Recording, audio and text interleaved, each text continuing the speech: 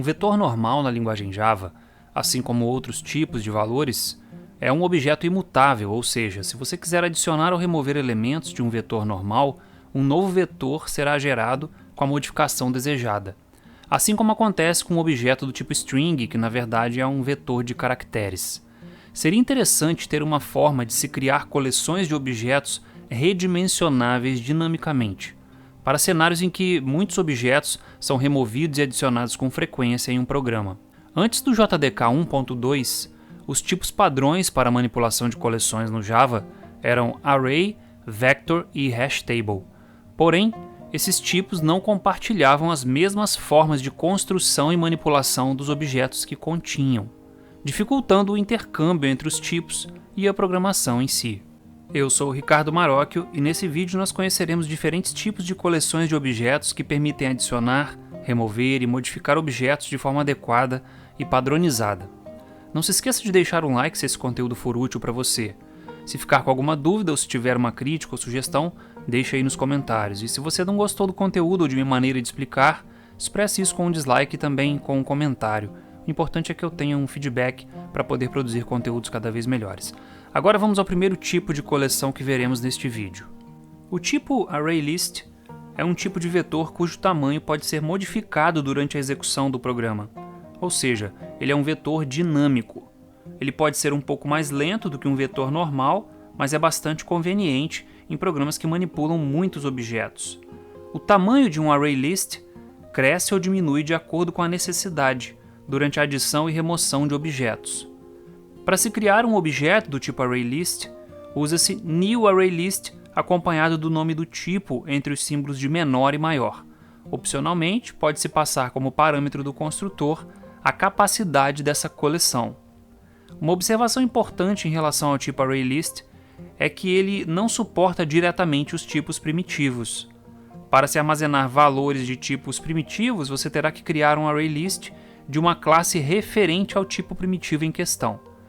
Por exemplo, no caso do tipo int, a classe de referência é integer, com inicial maiúscula.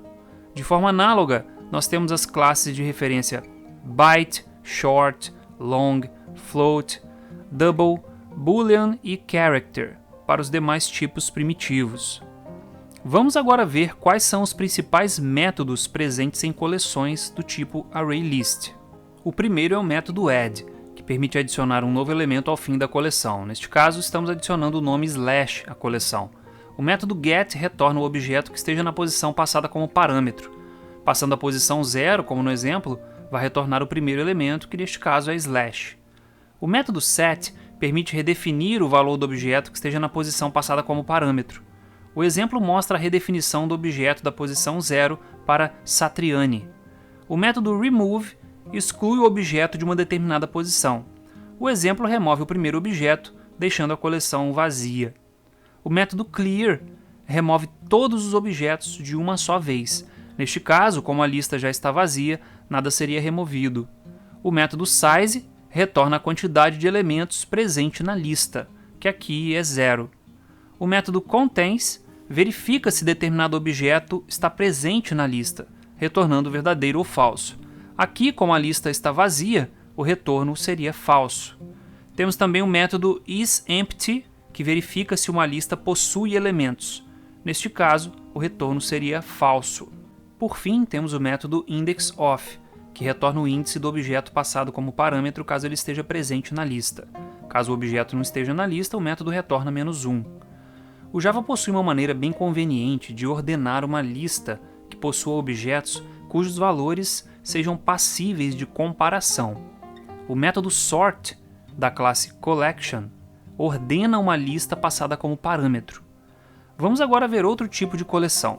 Uma coleção do tipo linked list é uma lista duplamente encadeada e seu modo de uso é praticamente idêntico ao do ArrayList, uma vez que essa coleção também possui todos os métodos do tipo ArrayList que foram mostrados anteriormente.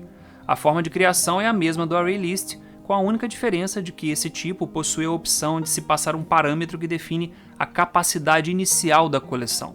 Portanto, o ArrayList permite a definição de uma capacidade inicial e o linked list não permite a definição dessa capacidade inicial.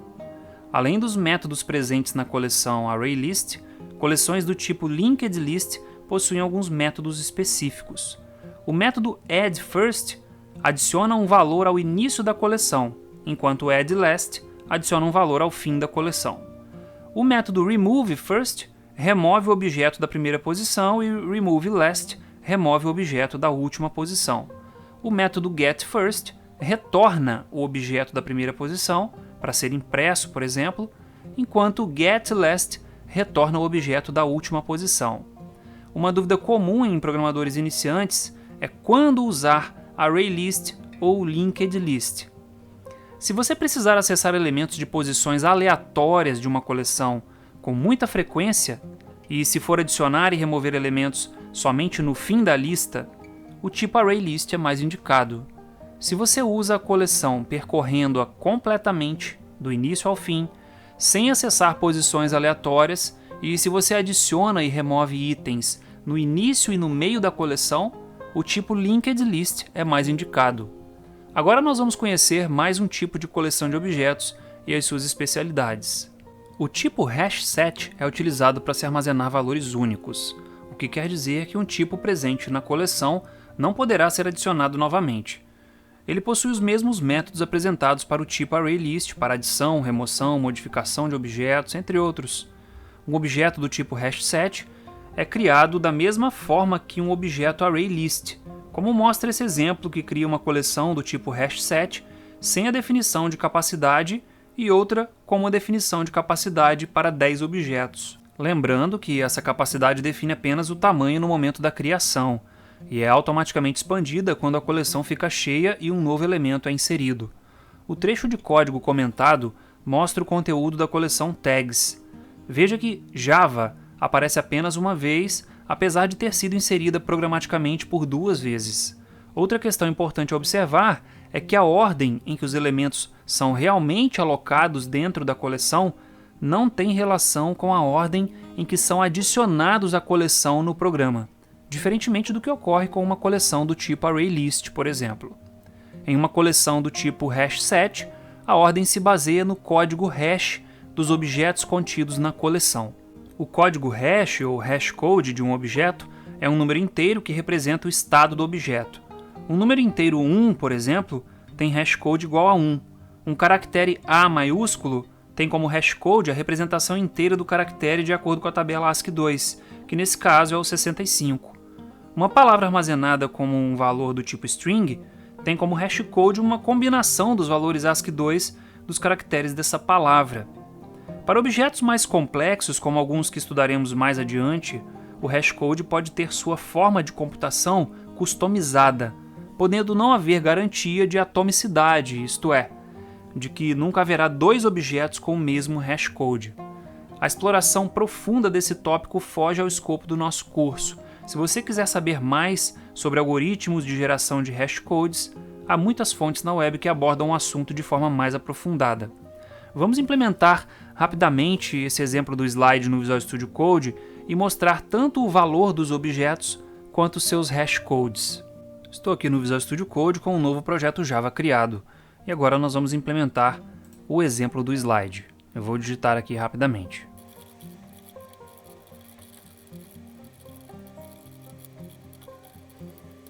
Pronto, agora que o código do nosso programa está pronto, a gente pode observar aqui que foi importada a biblioteca Java Util Hashset, que na verdade é a classe Hashset, que é a coleção que nós estamos estudando. Agora vamos executar o programa para ver o resultado. Pela saída, a gente consegue observar que a ordenação dos elementos em uma coleção Hashset se dá pelo valor do código hash de cada elemento. Agora vamos ver mais uma estrutura de armazenamento de objetos, mas que possui um funcionamento um pouco diferente do que vimos até aqui. As coleções que vimos até aqui são originárias de um mesmo ancestral denominado collection. Um hash map, apesar de ter uma estrutura de métodos semelhante, deriva de um tipo ancestral que se chama map. Digamos que os tipos que vimos até aqui podem ser chamados de coleções e que esse tipo já é uma espécie de mapa, que relaciona chaves com valores. Veja a declaração de sua criação. Produtos é um hash map de integer string, ou seja, é um mapa que possui uma chave do tipo integer para um valor do tipo string. A segunda forma de criação simplesmente possui um parâmetro 10 que define a capacidade de armazenamento, como vimos nos tipos anteriores. No código abaixo, o método put, que é específico para a adição de objetos a hashmaps, realiza a adição de uma chave 1 para o valor banana. É como se a banana fosse representada pelo valor 1. Assim como cada pessoa tem um CPF, cada objeto de um hashmap tem uma chave única. Se eu chamar put novamente passando o código 1 e abacaxi, por exemplo, o valor banana vai ser substituído por abacaxi. Portanto, put tanto insere valores quanto altera valores. O exemplo seguinte mostra uma estrutura de repetição iterando sobre as chaves que são obtidas através do método keyset. Em seguida temos uma iteração sobre os valores, que são obtidos pelo método values. A terceira estrutura de repetição é um pouco diferente. Ela faz uma iteração sobre os elementos, deixando acessíveis tanto a chave quanto o valor de cada elemento. Veja que o tipo de elemento declarado no for é uma entrada de mapa do tipo integer string, e que a coleção a ser iterada é obtida através do método entrySet do objeto produtos. No corpo da estrutura de repetição, veja que o elemento representado pela variável p pode ter sua chave acessada pelo método getKey e seu valor acessado pelo método getValue. Agora vamos ao Visual Studio Code implementar um exemplo simples que demonstra o funcionamento básico de um hashmap.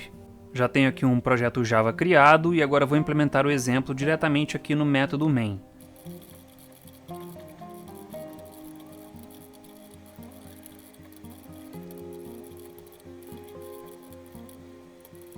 Pronto. Executando agora o programa, nós vamos poder ver que o valor banana foi substituído por manga. Vou então dar Ctrl F5. E aí está a saída, conforme eu disse, com o valor banana substituído por manga. Agora vamos modificar a estrutura de repetição para iterar pelos pares chave e valor ao mesmo tempo. Vamos lá.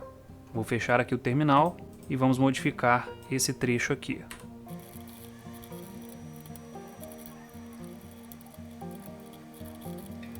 Agora vamos executar novamente o programa. Ctrl F5. E aí está. Temos a exibição tanto da chave quanto do valor de cada produto, usando uma única estrutura de repetição. O Java disponibiliza alguns outros tipos para armazenamento de objetos baseados em mapas, como o tipo hashtable, cujo funcionamento é idêntico ao tipo hashmap. Porém, seu uso é recomendado somente quando se quer trabalhar com threads, porque o tipo hashtable é seguro para esse tipo de programação. Para uso normal, o hashmap é mais recomendado. Agora nós vamos fazer um exercício bem interessante, envolvendo tanto os conceitos que nós estudamos aqui, quanto outros conceitos que nós vimos em aulas anteriores. Vamos ao enunciado do exercício. Faça um programa em Java que armazene um conjunto de produtos com seus respectivos códigos únicos e preços. O programa deve permitir ao usuário adicionar, remover e modificar um produto, além de permitir gerar um relatório em tela dos produtos cadastrados. A chave do produto deve ser gerada automaticamente de forma sequencial. E aqui tem uma dica.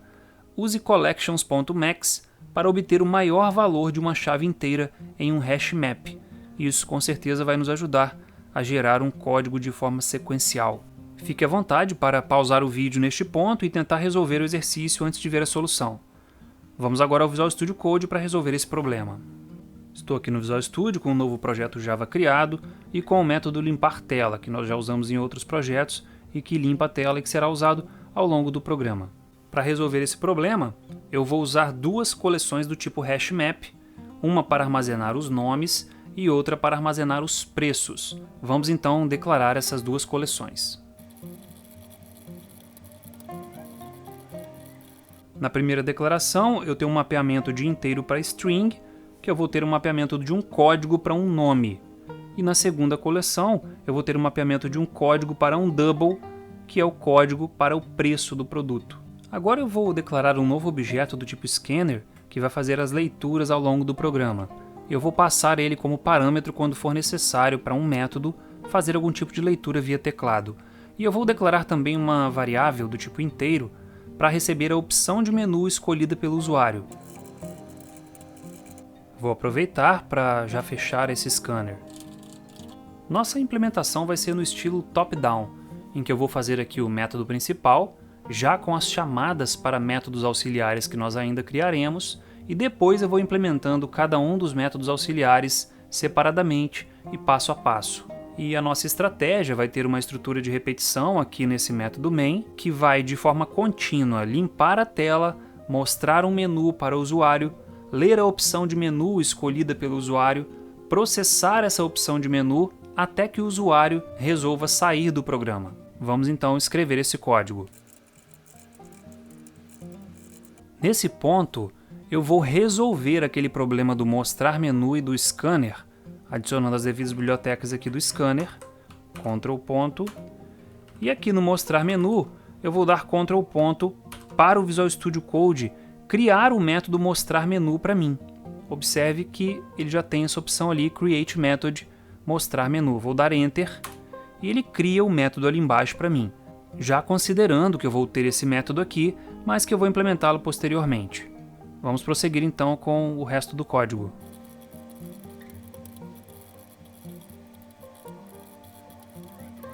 Pronto, o nosso método main já está completo. Vamos passar por ele rapidamente. Então, na minha estrutura de repetição, primeiramente eu limpo a tela, mostro o menu para o usuário. O menu vai ter as opções 1. Adicionar, 2. Alterar, 3. Excluir, 4. Listar e 5. Sair. Nós ainda vamos implementar isso. Caso o usuário digite 5, ele deve abandonar esse método. É por isso que a condição de parada desse do while é a opção de menu ser diferente de 5. Enquanto o usuário não pressionar a opção de menu 5, ele vai limpar a tela e mostrar o menu novamente. Aqui nós temos a variável opção menu recebendo o resultado do método ler opção menu, que precisa do objeto scan para fazer leitura de teclado. E aqui embaixo eu tenho uma estrutura condicional. Se não processar a opção de menu, esse processar a opção de menu é um método que requer o scan para fazer leitura de teclado, a opção de menu que foi escolhida pelo usuário, a coleção de nomes de produtos e a coleção de preços de produtos. Então, se o menu não for processado, significa que essa opção digitada pelo usuário não corresponde a nenhuma das opções que podem ser processadas pelo programa, que são os valores de 1 a 5. Se o usuário digita, por exemplo, a opção 6, ele vai acabar caindo aqui e vai receber essa mensagem: opção inválida, tente novamente. E aí isso aqui vai aparecer por 2 segundos e o processo se repete. Vamos agora aos métodos, a começar pelo método mostrar menu, que é o mais simples deles. Vou então descer aqui um pouco o código, vou dar um Enter aqui e vamos codificar esse método.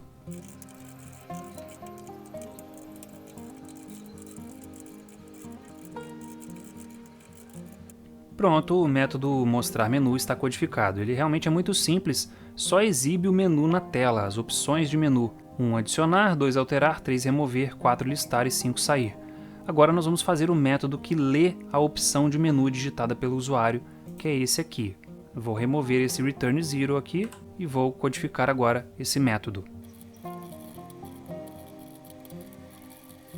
Aí está, temos o método ler opção menu pronto. Veja que ele recebe aqui um objeto scanner como parâmetro, e aí eu mostro a mensagem opção desejada. Por padrão eu estou adotando que quando uma linha começa com esses 2 caracteres, é porque algo tem que ser digitado pelo usuário. E aí eu faço a variável opção escolhida inteira receber scan.nextInt, que retorna um inteiro, lido do teclado. Esse código scan.nextLine é porque o scan.nextInt deixa uma quebra de linha, fazendo com que, se eu tiver uma leitura logo depois disso, essa variável vai ser lida com um valor em branco. Por fim, eu retorno a opção escolhida pelo usuário. Agora nós vamos fazer o método processar opção menu, que é o método que vai receber essa opção de menu como entrada e executar o método que realiza a operação correspondente àquela opção do menu. Vamos então fazer aqui a implementação.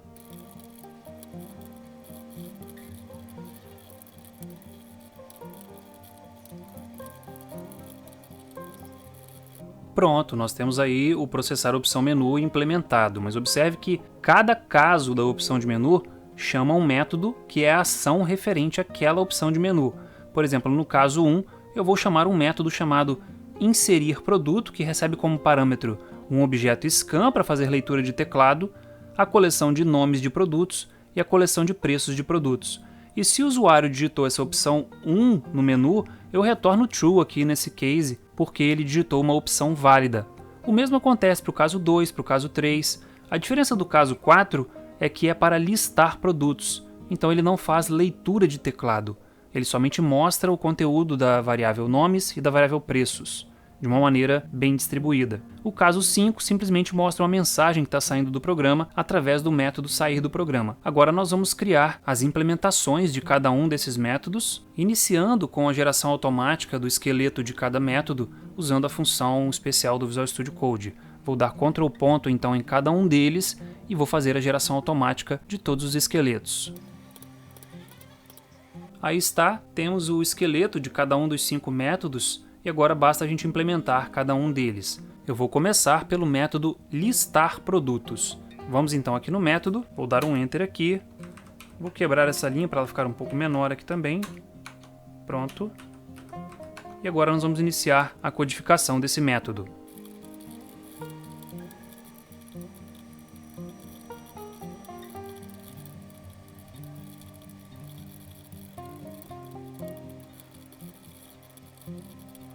Pronto, esse é o método listar produtos. Primeiramente eu mando limpar a tela, depois eu coloco um título aqui, produtos cadastrados, um separador e agora vem os títulos das colunas. Aqui é um formatador de strings, aqui vou ter uma string ocupando 6 espaços, depois eu tenho um espaço, símbolo aqui vertical, mais um espaço, depois uma string ocupando 10 espaços com alinhamento à esquerda, depois eu tenho mais um espaço, um símbolo vertical, e mais uma string ocupando 6 espaços, seguido de uma quebra de linha. E esses coringas, esses especificadores, vão ser substituídos pelas palavras código, nome e preço, respectivamente. Agora eu tenho aqui um for each percorrendo as chaves da coleção nomes, ou do meu hashmap nomes, e aí para cada chave eu faço o seguinte, eu mostro a chave com 6 dígitos, preenchendo com zeros à esquerda, aí tem um espaço, barra vertical. Agora eu tenho aqui o nome do produto, ocupando 10 espaços e alinhado à esquerda, com os espaços sendo acrescentados à direita. E por fim eu tenho aqui o preço do produto sendo mostrado com 6 dígitos, sendo que vão ter 2 casas decimais e ele é alinhado por padrão à direita. E esses especificadores vão ser substituídos, respectivamente, pelas variáveis chave, pelo valor retornado pelo método get da coleção nomes, onde eu passo aqui a chave, e preços.get, passando a chave também. Ou seja, o nome correspondente a essa chave e o preço correspondente a essa chave. Depois de imprimir tudo isso, eu imprimo novamente aqui um separador e peço para o usuário pressionar Enter para voltar ao menu. Eu poderia aqui também usar thread.sleep para esperar um tempo e voltar automaticamente para o menu. No final eu tenho aqui um system.in.read para ele aguardar o pressionamento da tecla Enter, ou seja, o programa só continua depois que o usuário pressiona Enter. Esse método read vai travar a execução do programa para que isso aconteça. Agora nós vamos implementar o nosso próximo método, que é o inserir produto. Vamos então descer aqui um pouco. Aqui está o método inserir produto, vou dar um Enter aqui, vou quebrar aqui também os parâmetros para reduzir um pouco esse tamanho. Pronto. E agora eu vou fazer a implementação aqui.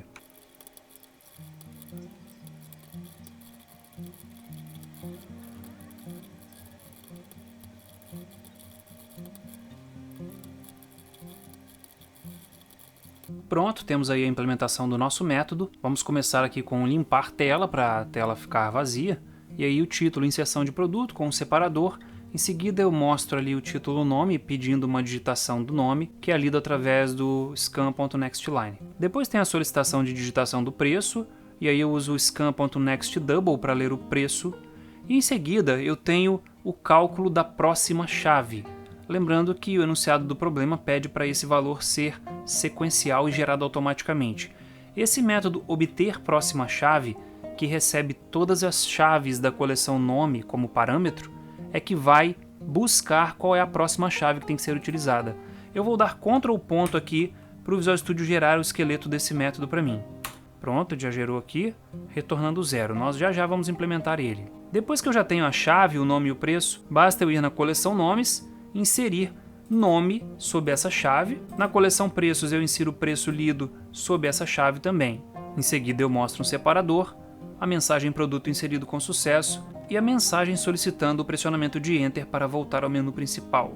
e aqui o comando que aguarda o pressionamento do Enter para o programa prosseguir. Agora nós vamos fazer a implementação do método obter próxima chave.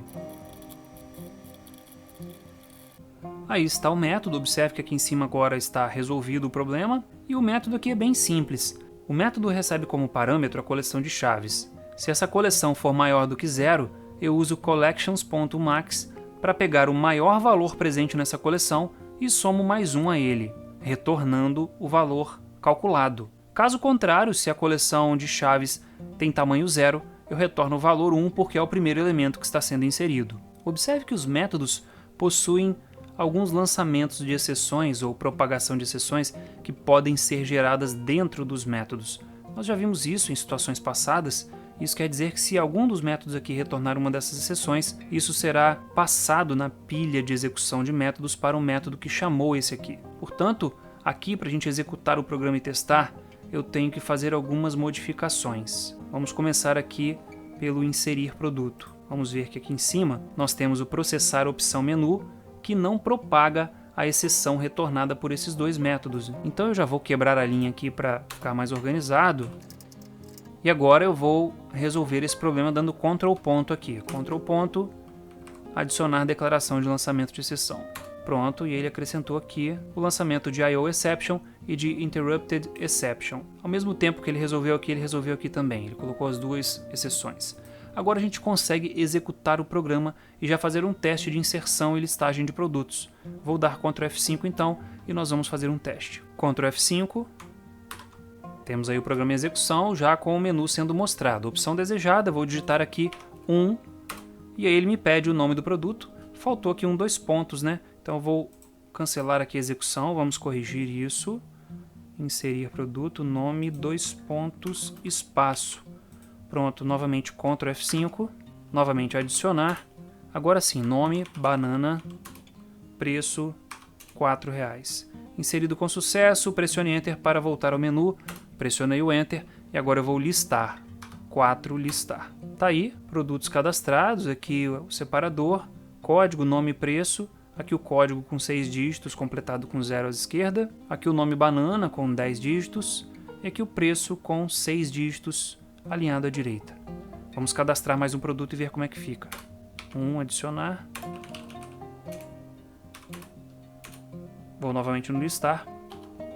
E aí está. Portanto, a inserção e listagem já estão prontos. Vou voltar ao menu e agora eu posso sair. Porém, o método sair não vai me dar nenhuma mensagem ainda. Vou dar sair aqui e ele vai simplesmente abandonar a execução do programa. Vou voltar aqui ao código para a gente continuar com a nossa implementação. E a nossa próxima implementação vai ser justamente do método para sair, que está, vamos localizar aqui, sair do programa. Aqui está ele. Esse método só tem que dar uma mensagem e aguardar um pouquinho para o usuário ler a mensagem. Vamos lá então. Pronto, agora o método sair já apresenta a mensagem saindo do programa, aguarda 1 segundo e manda limpar a tela. Observe que eu tive que resolver aqui o lançamento de exceções do thread.sleep e do limpar tela, acrescentando esse throws aqui na frente. Usei Ctrl ponto para resolver essas questões. Vamos agora ao próximo método. Vou descer um pouco aqui o código e o próximo método que nós vamos implementar é o remover produto. Deixa eu só organizar aqui novamente os parâmetros. Pronto, e aqui embaixo nós vamos começar a implementação.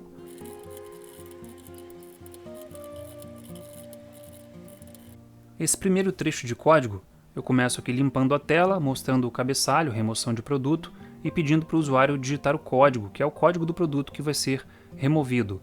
Aqui eu tenho a minha variável código recebendo o valor lido como inteiro, e pelo fato desse método deixar um resquício de uma quebra de linha, eu tenho que usar agora o scan.nextLine. Meus próximos passos agora é que eu tenho que verificar se o produto com esse código existe na minha listagem, e aí sim, se ele existir, eu tenho que prosseguir com a exclusão. Vamos então ao restante da codificação.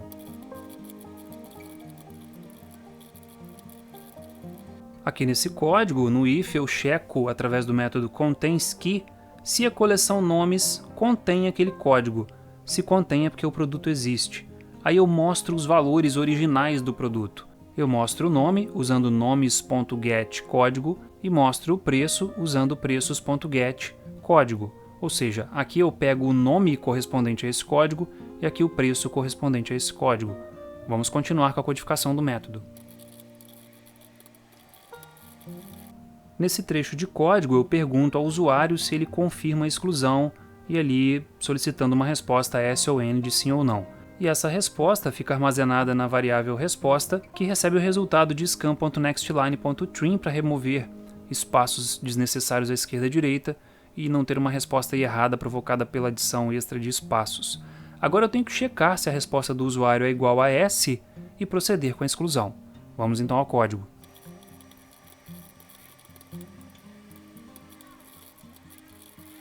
Esse trecho de código inicia fazendo a verificação se o usuário realmente pressionou a tecla S. Observe que eu faço a conversão para maiúscula para não ter que fazer o teste com maiúscula e minúscula.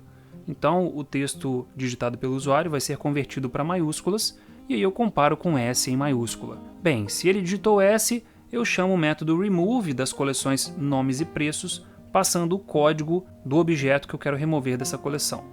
Por fim, eu imprimo um separador na tela, a mensagem de produto removido com sucesso, e eu pressione Enter para voltar ao menu. Só que eu não vou colocar aqui embaixo, logo depois dessa linha, a leitura do system.in.read para aguardar o pressionamento de Enter, porque se o usuário escolher não ou outra coisa diferente de S, eu vou dar outra mensagem que também vai aguardar o pressionamento de Enter para voltar ao menu. Então, na verdade, nós vamos fazer agora um código aqui também, um else, para o caso dele não responder sim. Vamos lá então. Aí está, a gente tem aqui o else então, com a mensagem remoção não confirmada, pressione Enter para voltar ao menu. Agora eu tenho uma outra situação. Se a coleção nomes contém o código, ele pode fazer a exclusão, mas se o código não está na coleção, é porque o código digitado pelo usuário é inválido, não pertence a essa coleção de produtos. Aí eu também tenho que ter um else aqui com uma mensagem específica, e é justamente o que nós vamos codificar agora. Agora eu já tratei todas as possibilidades, que é quando o usuário pressiona sim para excluir, quando ele pressiona não ou outro caractere, e quando o produto a ser excluído não é encontrado na coleção. E aí sim, agora eu vou aguardar o pressionamento da tecla Enter. Vamos fazer o código. E aí está o código que aguarda o pressionamento da tecla Enter. Mas observe uma coisa, aqui eu tenho a mensagem para pressionar Enter, aqui eu tenho a mesma mensagem e aqui também. Isso quer dizer que eu poderia tirar essas três mensagens dos locais onde elas estão e passar aqui para baixo, porque são todas iguais. É justamente isso que nós vamos fazer agora. Pronto, com isso a gente conclui o nosso método que faz a exclusão de produtos. Agora nós vamos executar o programa novamente e testar esse método. Ctrl F5 para executar. Vou adicionar aqui alguns produtos rapidamente. Aí está, eu tenho uma lista com 3 produtos. Agora eu posso acessar o método que faz a exclusão e vamos ver se ele realmente vai excluir. Vou voltar ao menu, vou escolher a opção de remover, 3. Ele me pede o código do produto. Eu vou digitar aqui o código 3. Valores originais, melancia R$6. Confirma a exclusão? Sim, coloquei em minúscula. Produto removido com sucesso, pressione Enter para voltar ao menu. Pressionei Enter, vamos listar. E aí está, melancia foi excluído com sucesso. Vamos voltar ao código e prosseguir. Vou sair aqui do programa e vou fechar o terminal. Agora a opção que está faltando implementar é a de alteração. A opção de alteração tem uma estrutura semelhante da exclusão, no sentido de que é necessária a digitação de um código, verificar se o produto existe e, se ele existe, promover a alteração. Então eu vou copiar esse trecho aqui e vou colar lá na alteração.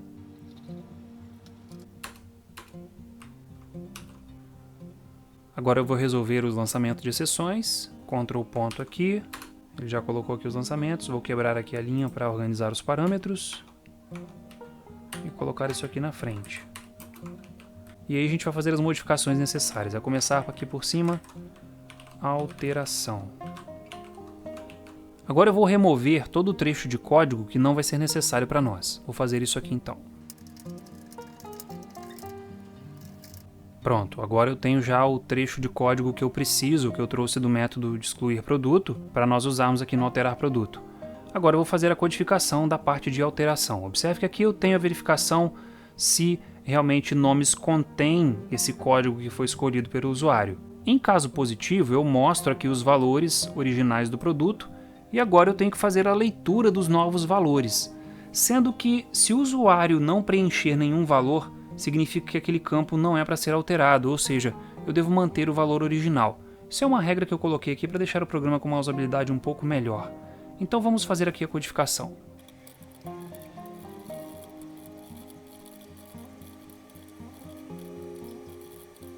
Veja então esse trecho. Primeiro eu dou uma mensagem para o usuário, deixa em branco para manter, vamos corrigir aqui, manter o valor original.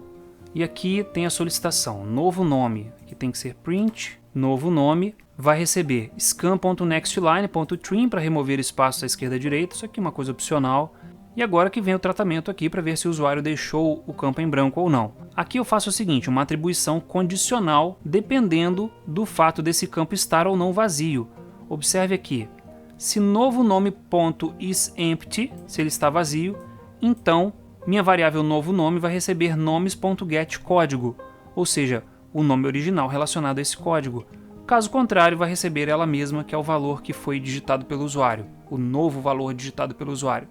Eu vou fazer a mesma coisa agora para o preço, só que para eu fazer esse tipo de comparação, eu vou ter que ler o preço como um valor string e depois fazer a conversão para double. Vamos então fazer o código e ver como isso vai ficar.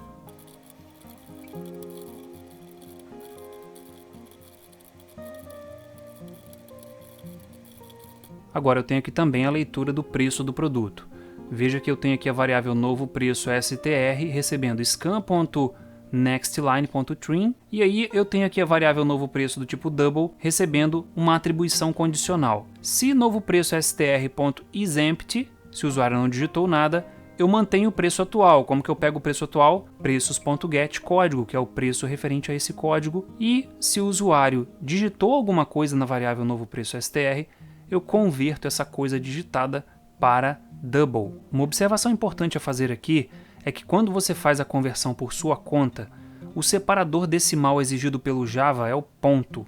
Então eu vou fazer aqui um replace nessa string, .replace, substituindo o caractere de vírgula, que se a gente digitar para separador decimal é o que vai ser usado como ponto, pelo caractere de ponto. Descendo aqui um pouco o código, com isso a gente finaliza o método de alteração. Vamos agora rodar o programa para testar. Ctrl F5. Eu vou cadastrar alguns produtos para a gente poder manipular esses produtos. Pronto, já tenho aqui alguns produtos cadastrados, vou mandar listar. Aí está, nós temos 5 produtos cadastrados. Vou pressionar Enter para voltar ao menu. E agora eu vou alterar um deles. 2. Código a ser alterado vai ser o 2. Banana, R$2. Vou colocar aqui novo nome nenhum, vou deixar como está. Novo preço, 2,5. Dei Enter, produto alterado com sucesso. Voltei ao menu, agora vou listar.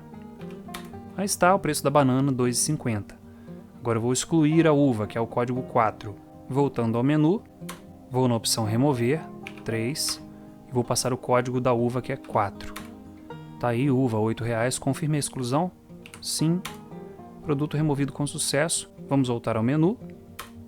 Vou listar novamente. Aí está a listagem sem a uva. Enfim, a gente chega ao fim desse exercício e ao fim dessa aula. Não se esqueça, se você gostou desse conteúdo, deixe o seu like e se você ainda não é inscrito no canal, se inscreva. Muito obrigado por assistir esse vídeo até o fim, um grande abraço e até breve.